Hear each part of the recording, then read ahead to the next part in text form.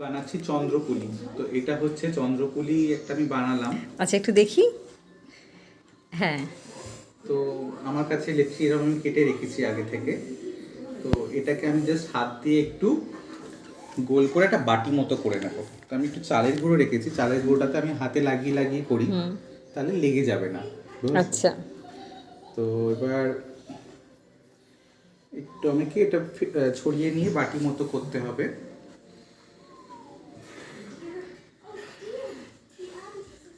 এটা যখন বাটিটা হয়ে যাবে রেডি, সবাই জানে। আরে বলো না, আমি তো জানি না, বলো। এই এই যে নারকেলের পুরটা তুমি বানিয়েছো, এই নারকেলের পুরটাকে আমি এর মধ্যে দেব, অল্প করে দেব, দিয়ে আমি এটাকে মুড়ে দেব, মুড়ে দিয়ে কোণটাকে ভালো করে আটকে দেব। আচ্ছা, আর এই ডিজাইনটা কিভাবে করেছো?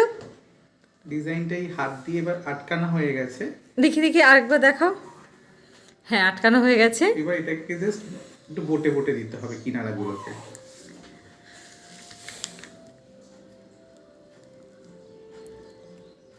সাদা চাঁদের মতো চন্দ্রপুলি। ওই যে কি দেখছিলাম সিরিজটার নাম, ইন্দুবালা ভাতের হোটেল।